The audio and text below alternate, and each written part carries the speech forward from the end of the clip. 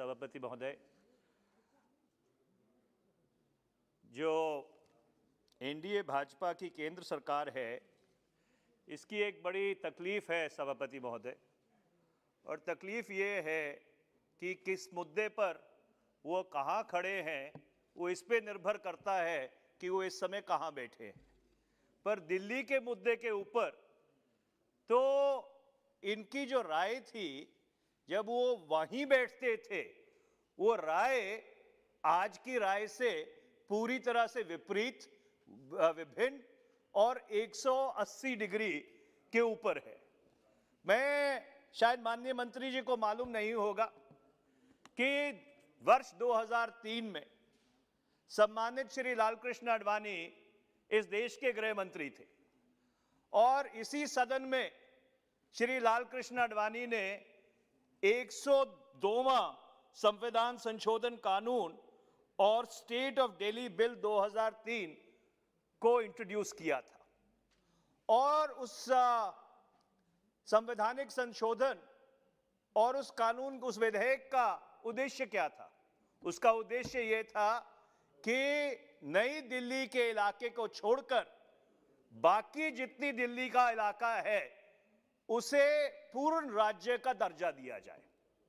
और आज ये बहुत ही विचित्र और बहुत ही अद्भुत परिस्थिति है कि वही एनडीए भाजपा की सरकार 18 वर्ष बाद एक विधेयक लेके आई है जो लोकतंत्र या जो लोकतांत्रिक व्यवस्था दिल्ली के लोगों के लिए बनाई गई थी 1991 में 69th कॉन्स्टिट्यूशनल अमेंडमेंट के तहत, उसको पूरी तरह से समाप्त करना चाहती है। और इसीलिए मैं ये कहना चाहता हूं सभापति महोदय, that the present legislation is completely unconstitutional. It is an exercise in colored, targeted and malafide legislation. It seeks to take away the representative character of Delhi's government. It amends Article 239AA without following the constitutional process with regard to amendment of the Constitution. Moreover, it removes the substratum of the Constitution Bench judgment, which laid down the limits to the power of the Lieutenant Governor and the Union of India, qua the National Capital Territory of Delhi. And contrary to what the Minister has stated, Madam Chairperson, sir, this unconstitutional legislation is not saved by Article 239AA, Clause 7, which the Minister had referred to, and I would demonstrate as to how. But before that, let me take you a little into the background. It was the year 1991, if I remember correctly, the 12th of December 1991, when this House passed the 69th Constitutional Amendment Bill and the consequential bill with regard to the National Capital Territory of Delhi. What the 69th Constitutional Amendment envisaged was to give a special status to the national capital among union territories. कि एक विशेष स्थान दिल्ली को दिया जाए जो केंद्र शासित प्रदेश है उनकी श्रृंखला में। ये उस संविधान संशोधन का अभिप्राय था, ये उसका ऑब्जेक्टिव था। इस संवैधानिक संशोधन ने भारत के संविधान में दो नई धाराएं जोड़ी, 239AA और 239B, और इससे जो दिल्ली का संवैधानिक डिजाइन था, जो संवैधानिक ढांचा था, वो बिल्कुल पूरी तरह से साफ हो गया। और वो संवैधानिक ढांचा क्या था? वो संवैधानिक ढांचा ये था कि पुलिस, पब्लिक ऑर्डर और लैंड को छोड़कर, पुलिस, पब्लिक ऑर्डर और भूमि को छोड़कर बाकी सारे विषयों के ऊपर कानून बनाने का अख्तियार दिल्ली विधानसभा का है। और आज ये विधेयक जो मंत्री महोदय लेके आए हैं, उन अधिकारों को छीनने का काम करता है। मैं आपको उसके साथ साथ ये जो संवैधानिक संशोधन था, इसने ये भी सुनिश्चित किया कि एक चुनी हुई विधानसभा होगी, और एक मंत्रिमंडल होगा और उस मंत्रिमंडल की जवाबदारी उस विधानसभा को होगी। और मैं इस सदन के जानकारी के लिए वो आर्टिकल 239 AA एक बारी पढ़ना चाहता हूं।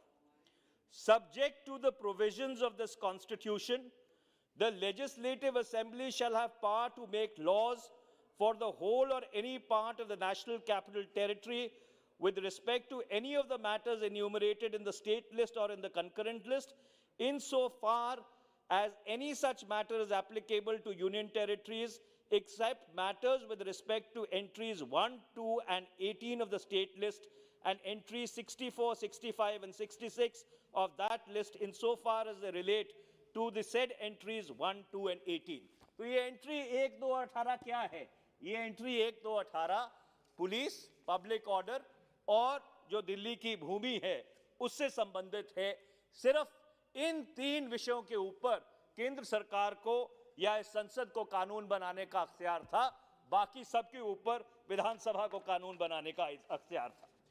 अब समय समय के ऊपर केंद्र सरकार के दिल्ली में क्या अधिकार होने चाहिए, राज्य सरकार का क्या अधिकार होना चाहिए, इसके ऊपर वाद विवाद होता रहा और यह मामला उच्चतम न्यायालय में पहुंचा और उच्चतम न्यायालय ने फिर इस चीज को सुनिश्चित किया कि दिल्ली सरकार के क्या अख्तियार हैं और केंद्र सरकार के क्या अख्तियार हैं।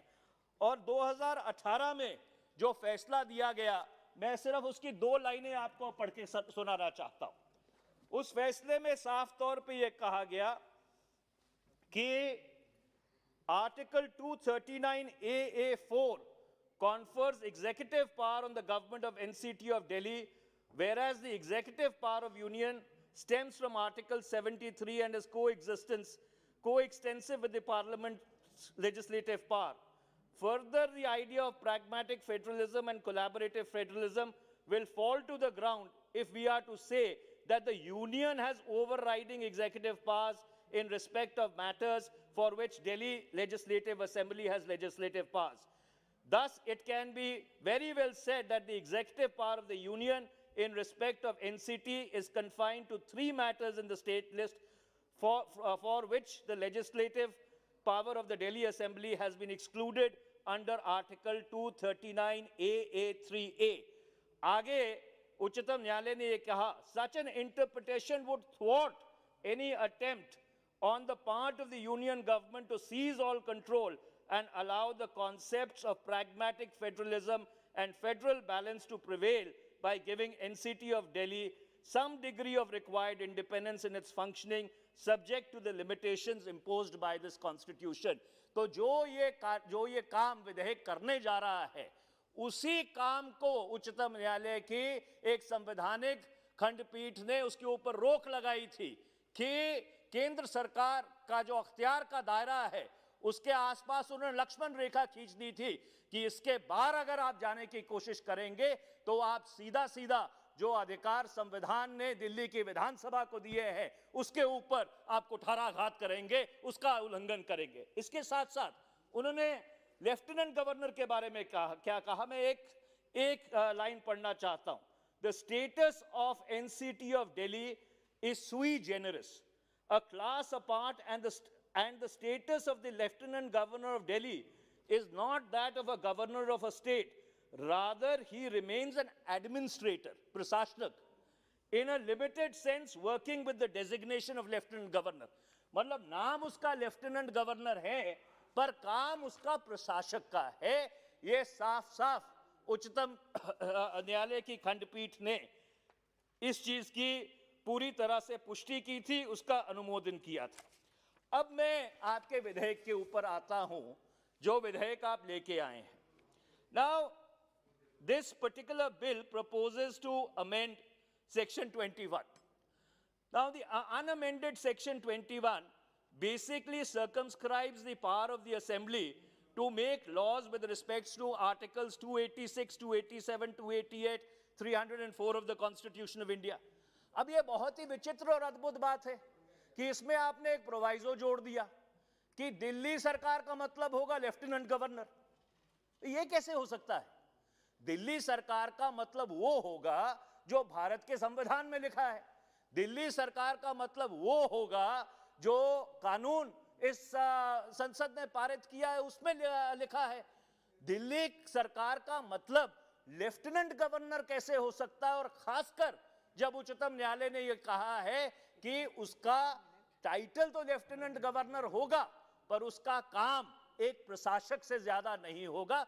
तो यह तो बिल्कुल साफ है कि आप पिछले दरवाजे से लोकतंत्र, दिल्ली में जो लोकतांत्रिक व्यवस्था है उसको समाप्त करना चाहते हैं और एलजी के माध्यम से आप दिल्ली को चलाना चाहते हैं ना। आपने दूसरा जो अमेंडमेंट लेके आए हैं, संशोधन लेके आए हैं धारा 24 में, अब ये है एक प्रोवाइजो आपने इसमें लेके आए हैं that bars the lieutenant governor's assent to some bills that would have another proviso. Incidentally, cases matters falling outside the purview of powers conferred by the assembly. मतलब ये है कि भाई वो जो 3 मामले हैं जिनके ऊपर केंद्र सरकार को कानून बनाने का अख्तियार है, अगर दिल्ली विधानसभा खुदा ना खास्ता गलती से कोई ऐसा कानून बना देती है जो उन 3 पावर्स के ऊपर इंपिंज करता है, उनके ऊपर असर डालता है, तो लेफ्टिनेंट गवर्नर उस कानून को मंजूरी नहीं देगा। मुझे नहीं लगता कि इससे किसी को आपत्ति होनी चाहिए और हमको भी इससे कोई आपत्ति नहीं है। पर जो आप अगला संशोधन लेके आए हैं 33(1), अब ये लगता बहुत सरल है, looks very innocuous, but it is an assault on the sovereignty of the Delhi Vidhan Sabha to frame its own rules of procedure. अब वो ये कहता है कि जो दिल्ली विधानसभा के रूल्स ऑफ प्रोसीजर होंगे वो वैसे ही होंगे जैसे लोकसभा के हैं। तो मैं ये पूछना चाहता हूं कि ये दिल्ली विधानसभा पे इतनी कृपालता क्यों हो रही है? भाई जो राज्यसभा के रूल्स ऑफ प्रोसीजर हैं वो भी लोकसभा से भिन्न है। हर विधानसभा के जो रूल्स ऑफ प्रोसीजर हैं वो दूसरी विधानसभा से भिन्न है। तो ऐसा कौन सा पहाड़ टूट पड़ा कि आपको जो सॉवरेनिटी है एक हाउस की, उस सॉवरेनिटी के ऊपर आप आघात कर रहे हैं, ये कह के कि उनको ये भी अख्तियार नहीं है कि किस तरह से वो अपने हाउस को चलाएं, किस तरह से वहां पे कार्यशैली चले, वो भी तय ये संसद करेगी। तो अगर इस संसद को ही तय करना है तो दिल्ली विधानसभा की जरूरत ही क्या है? मैं माननीय मंत्री जी से पूछना चाहता हूं। इसके साथ साथ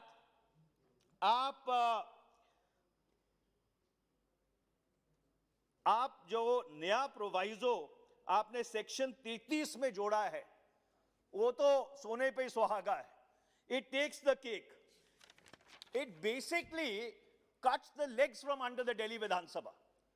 दिल्ली असेंबली का औचित्य ही पूरी तरह समाप्त कर देता है, क्योंकि वो कहता है कि दिल्ली विधानसभा ऐसा कोई काम नहीं कर सकती जिससे कि जो प्रशासनिक गतिविधि है सरकार की उसके ऊपर आप किसी तरह की ओवरसाइट एक्सरसाइज करें।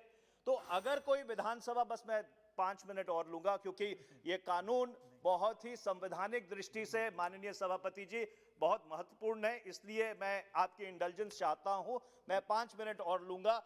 मैं सिर्फ ये कहना चाहता हूं कि अगर एक विधानसभा सरकार के कार्यशैली के ऊपर, उसके कामकाज के ऊपर अपना ओवरसाइट नहीं एक्सरसाइज कर सकती तो उस विधानसभा का फायदा ही क्या है? तो क्या वो विधानसभा सिर्फ वाद विवाद और संवाद के लिए बनाई गई है? तो इसलिए ये तो बिल्कुल ही विचित्र किस्म का कानून लेके आए हैं आप।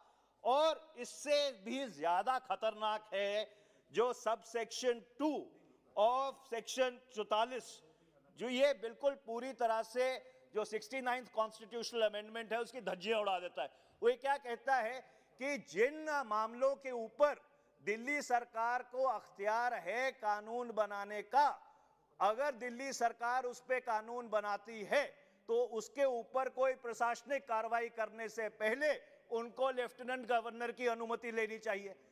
मैं ये पूछता हूं, ऐसा कौन सा फैसला है जो प्रशासनिक कार्रवाई से उसको आप वंचित कर सके? How can you divorce a decision from its implementation? And therefore it is very evident that you completely want to emasculate the government of Delhi. You want to rule through the lieutenant governor. You want to subvert representative democracy in Delhi, whereby you will not even give the government of Delhi the powers to execute decisions where they have the constitutional right to take those decisions in terms of not only the 69th constitutional amendment, but also a constitution bench of the Supreme Court. In conclusion, Madam Chairperson, since your bell is very insistent, I would just like to say that this law is completely misconceived. Please, Mr. Minister, go back and read the 102nd constitutional amendment. Go and read the law which was proposed by Home Minister Mr. Lal Krishna Advani and see the distance that you have traveled from your very worthy predecessors. Thank you very much.